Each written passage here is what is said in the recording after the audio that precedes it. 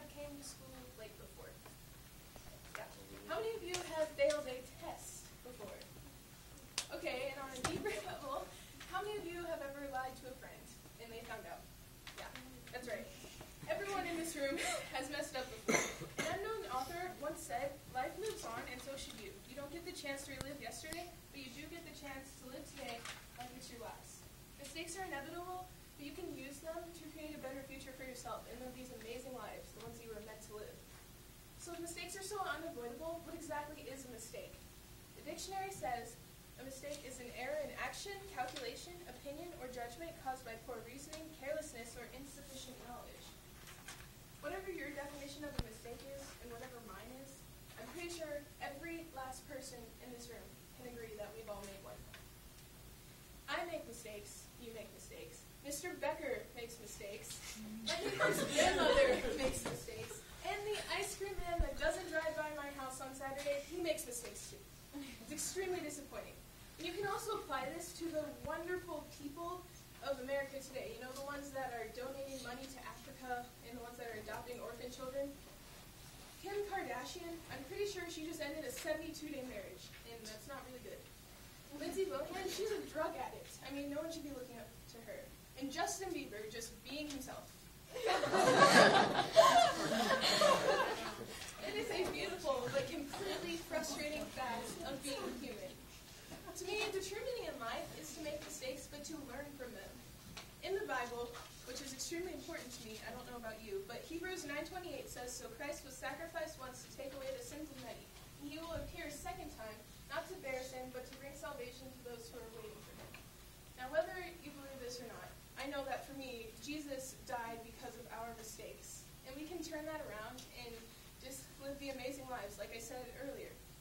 And an event that happened in history that kind of, it reminded me of this would be the racism in America. Now, it supposedly ended in the 1960s, but being the half-black child that I am, I can honestly say that that's not true. Every day, well, not really every day, but I know there were some days that, especially back in Illinois, that I would get comments because I was black, and that's not good at all. But America can use that as a guideline just to make sure that the future citizens of America are treated equally and with respect, and everyone takes responsibility for their own actions. You can apply that to almost any situation that you mess up in. I mean, seriously, I don't know, whatever you mess up in every day, you can do that. I'm sure it's not as bad as racism, though, so that's okay. But the small things like that, they can just build you up and help you live a more successful life, and the bigger mistakes can help you be a better person. And I know for me, every day I try to live, and I try to be awesome. And I'm pretty sure all of you do too. So if I were to come up here and teach you guys and tell you guys about making mistakes and say that I've never made a mistake, I would be lying to you on so many different levels. And I know that my life has kind of consisted of twists and turns that have kind of brought me upward and downward. But they're all part of me.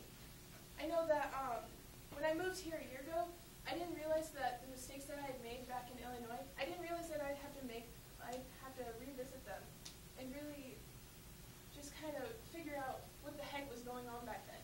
I didn't know that I'd have to listen to them and listen to everyone else to help myself become the adult that God and my parents and my friends and my family and everyone else expected me to be.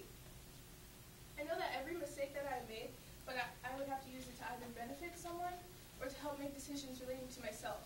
And I had absolutely no idea how much I would miss Illinois, but it's okay because I still love Arizona.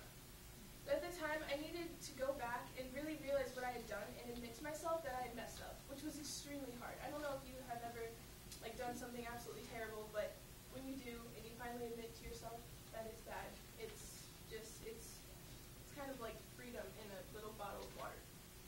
So by remembering the places I messed up while making decisions, I can correctly judge the situation based on those past experiences.